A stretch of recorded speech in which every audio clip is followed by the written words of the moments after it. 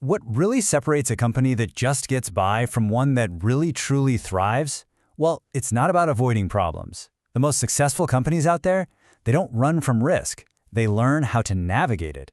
They master the maze. And that secret weapon? It's not what you might think. It's not a bigger budget or some flashy marketing campaign. Nope, it's something way more fundamental.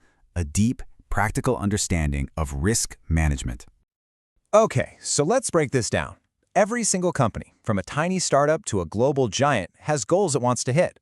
Let's just imagine a startup. We'll call them AeroBrew, and their big idea is to deliver coffee by drone. So their goal is super fast, innovative delivery. But hiding between that ambition and a successful delivery are countless potential threats. The real trick is seeing them before they become a huge problem. So our journey into handling this whole challenge starts right here, by basically drawing a map of the business itself. It makes sense, right? Before you can find the dangers, you have to understand the terrain. For our friends at AeroBrew, that means mapping out exactly how a coffee gets from their shop to a customer's doorstep using a drone. Now, the building blocks of this map are what we call business processes. You can almost think of them as the company's DNA. So for AeroBrew, one key process is order fulfillment. And that process is made up of all these connected steps, like take the online order, brew the coffee, load up the drone, fly the drone to the right spot, and of course, process the payment. And you can pretty much sort all these processes into three main buckets. First, you've got your operating processes. That's AeroBrew's core mission of brewing and flying coffee. Then you have management and support. All the essential stuff happening in the background, like accounting for drone parts or hiring pilots. And finally, you have projects, like their big plan to launch their delivery service in a whole new city. Now, to actually draw this map, there are two main ways to go about it. The top-down approach is kind of like looking at everything from a satellite. AeroBrew starts with its big goal, fastest coffee delivery in the city, and then figures out the most critical processes to make that happen.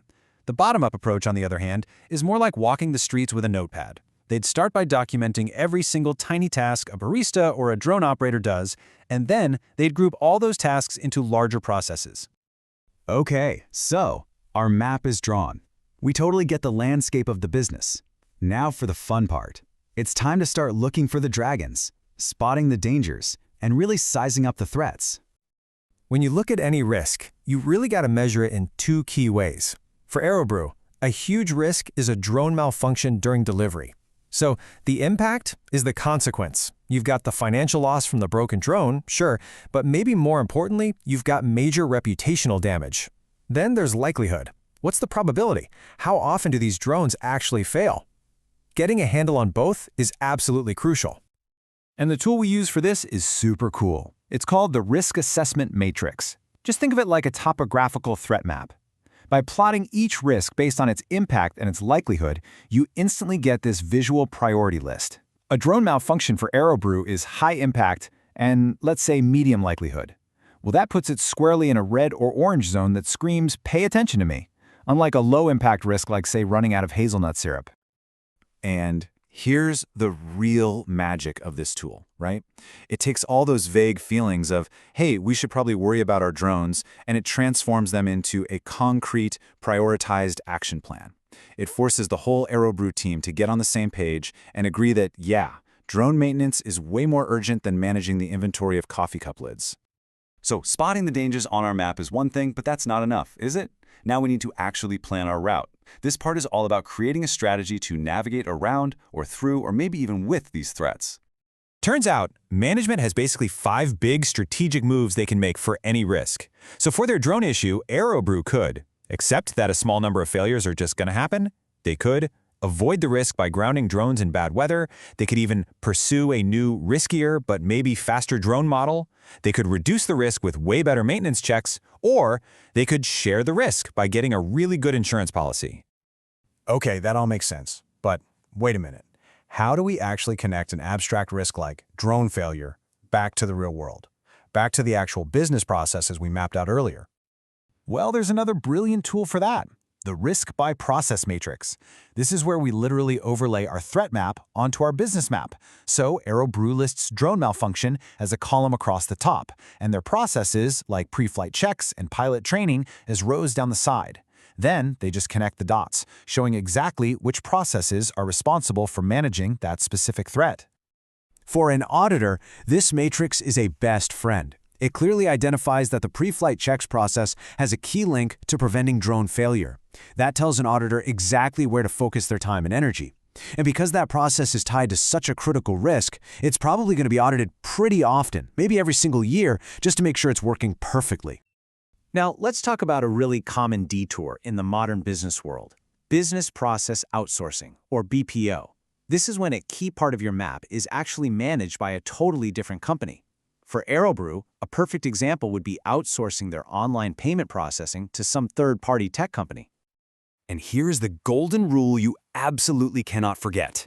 You can delegate the task, but you can never, ever delegate the responsibility for the risk. If Aerobrew's payment processor has a massive data breach and customer credit card info gets stolen, it's Aerobrew's reputation and customer trust that's going to be on the line. So the only answer is to manage it actively, like a hawk. Aerobrew has to clearly document the payment process. They've got to monitor that provider's performance, verify their data security controls are actually working, and every so often, they have to ask that big question: is this outsourcing deal still the right move for us? All right, we've come a long way. We've drawn our map, we've spotted the dangers, and we've planned our route. This brings us to our final destination, and it's really a shift in how we think about all this. Risk management isn't just some defensive chore. It is a powerful strategic advantage. Because let's be totally clear, the goal here isn't to build a fortress and hide from the world. It's not just about stopping bad things from happening.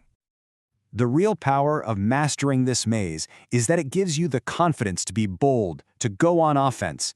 It allows a company like Aerobrew to chase huge, ambitious goals, like expanding to a new city, precisely because they've done the hard work.